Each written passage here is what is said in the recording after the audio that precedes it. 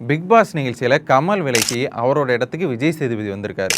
கமல் எதுக்காக விலகினார்? இந்த பிக் பாஸ் சீசன் 8ல் யார் யாரெல்லாம் கலந்துக்க போகிறா தெரியுமா?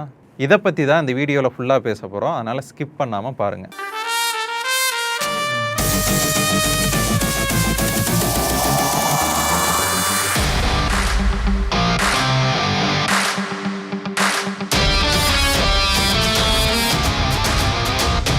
நமக்கெல்லாம் ரொம்பவே பிடிச்ச பிக் பாஸோட சீசன் 8 இன்னும் கொஞ்சம் நல்லா வரப்போகுது.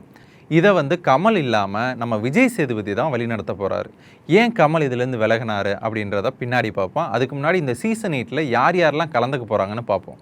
பாரதி கண்ணம்மா சீரியலில் நடித்த நடிகர் அருண், டிடிஎஃப் வாசன், அப்புறம் அவரோட காதலின்னு சொல்லப்படுற cook with Comali Joya, cook with Comali நடுவர் மாதம்பட்டி ரங்கராஜ், அதுக்கப்புறம் தயாரிப்பாளர் ரவீந்தர், நடிகை பவித்ரா ஜனனி, அதுக்கப்புறம் சின்னத்திரையில் நடிக்கிற தர்ஷா குப்தாவாக இருக்கட்டும், நடிகர் வினோத் பாபுன்னு ஒரு பெரிய பட்டாளமே இதில் இருக்குங்க. என்ன இது எப்பா இவங்கெல்லாம் மனப்பாடம் பண்ணி சொல்கிறதுக்கே இவ்வளோ நேரம் ஆகுது அப்படின்னா இவங்கெல்லாம் கலந்துக்கிட்டா அது என்னவா இருக்கும் அப்படின்னு பாருங்களேன். எல்லாமே கலகலப்பாக இருக்க போது இன்னொரு கூட சொல்கிறாங்க, அதாவது நம்ம காத்துக்கருப்பு கலை இருக்கார் இல்லையா, அவர் கூட இதில் கலந்துக்க போகிறாராம். இந்த நிகழ்ச்சி எப்படி போக போகுது, என்ன ஆக போகுதுன்னு நம்மளுக்கு தெரியல. ரொம்பவே பரபரப்பாகவும் இருக்க போது, அதே நேரத்தில் ரொம்ப எப்படி சொல்கிறது, குரூசியாகவும் இருக்க போகுதுன்னு தான் சொல்லணும். இந்த பிக் பாஸ் நிகழ்ச்சியில் கலந்துக்க என்ன தகுதி வேணும் தெரியுமாங்க? ஏன் தெரியுங்களா? எப்படி?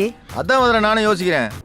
ரொம்பலாம் யோசிக்காதீங்க. அந்த டிவியோட ரிலேட்டட்லேயே நீங்கள் இருக்கணும். அந்த டிவியோட சீரியலில் நடிச்சிருக்கலாம், இல்லை அவங்க நடத்துகிற அந்த காம்படிஷன் ஃபங்க்ஷன்ஸ் இதெல்லாம் போய் கலந்துக்கிட்டு அவங்க கூட நீங்கள் தொடர்புலேயே இருக்கலாம்.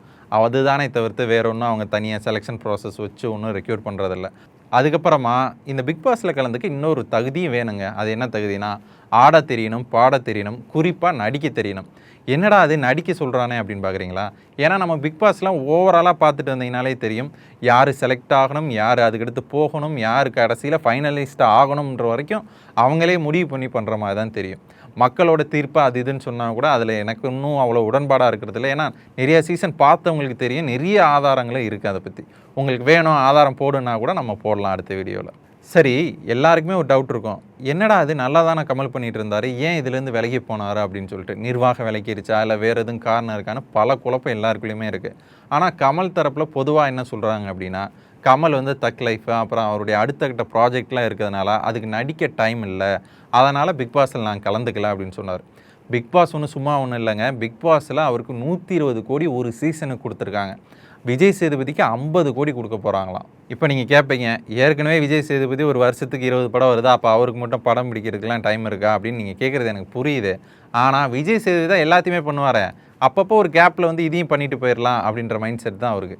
இன்னொரு தரப்பை என்ன சொல்கிறாங்க அப்படின்னா, இந்தியன் 2வோட தோல்வி, அதனால் வந்த ட்ரோல் இருக்குது இல்லையா, அதெல்லாம் கமலை ரொம்ப பாதிச்சதாகவும், இனிமேல் பிக் பாஸ் பண்ணால் அதுலேயும் பயங்கரமாக நம்மளை ட்ரோல் பண்ணுவாங்க, ஏன்னா நம்ம மக்களுக்கானவர் இல்லைன்ற மாதிரி அவங்க நினைக்க ஆரம்பிச்சிட்டாங்க அப்படின்னு அவர் நினச்சதால தான் இப்படி வெளியே போனதாகவும் சொல்கிறாங்க. அது இல்லாமல் கடைசி எபிசோட்ஸ்லேயே நீங்கள் சீசனில் பிக் பாஸில் பார்த்தீங்க அப்படின்னா, கமல் ஒருதலை பட்சமாக நடந்துக்கிறாரு, கமல் இவங்களுக்கு தேவையில்லாத இடங்கள்லாம் சப்போர்ட் பண்ணுறாரு அப்படின்னு ரொம்ப காரசாரமான விவாதம்லாம் போயிட்டு இருந்துச்சு.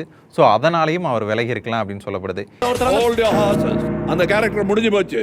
Get into character called Aishwarya. இந்த சமயத்தில் மேடைகளை ஏறினாலே பயங்கரமாக தத்துவமாக பேசிகிட்டு இருக்க நம்ம விஜய் சேதுபதி களத்தில் குதிச்சிருக்காரு. இவராச்சும் இதை சீரியல் மாதிரி வழி நடத்தாமல் ஒரு பயங்கரமான உண்மையான ஒரு ஷோவாக வழி நடத்துவாரா, இல்லை கழுது கட்டா குட்டிச்சவர்ன்ற மாதிரி அவரும் ஆயிடுவாரான்னு தான் தெரில. விஜய் சேதுபதி எடுத்திருக்க இந்த முடிவு அவரோட வாழ்க்கைக்கு துணையாக இருக்குமா, இல்லை அவர் இருக்கிற புகழும் மங்கி போகுமா அப்படின்றத கமெண்ட் பண்ணுங்கள்.